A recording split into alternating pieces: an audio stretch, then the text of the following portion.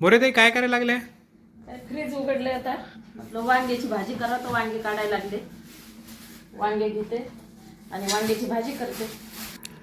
वांग्याची नेहमीप्रमाणे जशी भाजी आहे त्याऐवजी काहीतरी चटपटीत करा. बरं चला मग आता आपण किचन मध्ये जाऊ आणि वांग्याचं मस्तपैकी भरीत करू.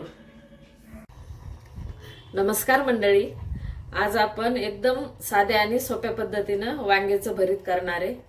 तर मी हे वांगे घेतलेले, धुतलेत आणि स्वच्छ पुसून घेतलेले असे मोठे वांगे, गावरान वांगे.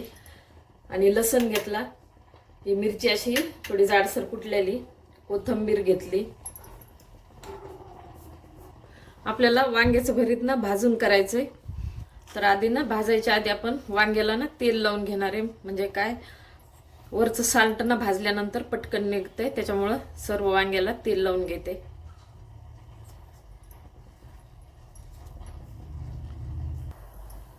आता आपण वांग्याला ना तेल लावून घेतलं.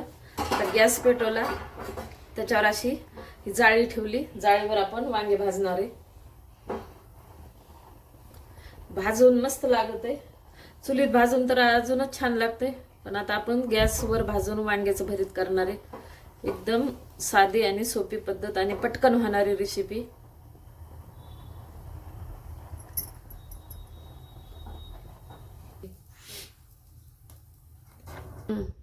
वांगे भाजलेले, मी गॅस बंद केलाय. आता याला ना थोडंसं थंड होऊ देऊ आणि वरचं मग साल्ट आपण काढू.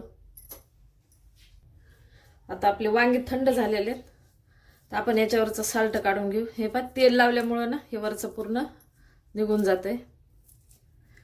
हे असं साल्ट काढायचं.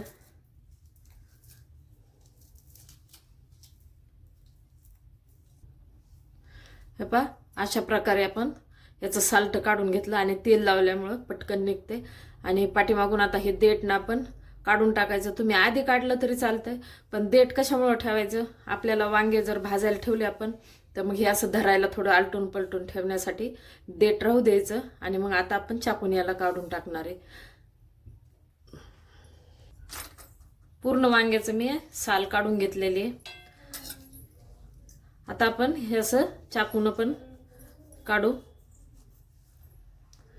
हे असं हे देठ काढून टाकायचं. सर्व देठ काढून घेते मी आता आधी. आपलं देठ काढून झालेलं आहे. आता आपण याच्यामध्ये म्हणजे खराब वगैरे बघू.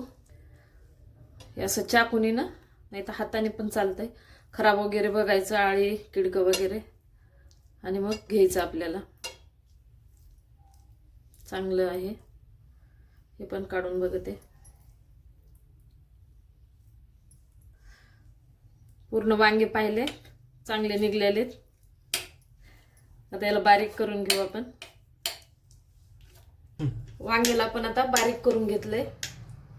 आता आपण लसूण टाकून घेऊ. हे लसूण ना मी असं, तुम्ही कुठून पण टाकू शकता, पण भरताला असंच लसूण छान लागतो. आणि हे मिरची पण अशी जाडसर कुटायची. कोथिंबीर आणि मीठ टाकायचं. आता आपण चवीनुसार मीठ टाकू. कोथिंबीर भरपूर टाकायची, छान लागत कोथिंबीरीनं. आणि कांद्याची जर पात असेल तर ती पण कोवळी कोवळी छान अशी बारीक कट करून टाकायची, छान लागत बरी. आता याला मिक्स करून घेते. आता आपण तेल पण टाकून घेऊ थोडं. आपलं भरीत तयार आहे. मस्त भाकरी सोबत, बाजरीची भाकरी, ज्वारीची भाकरी सोबत छान लागतं.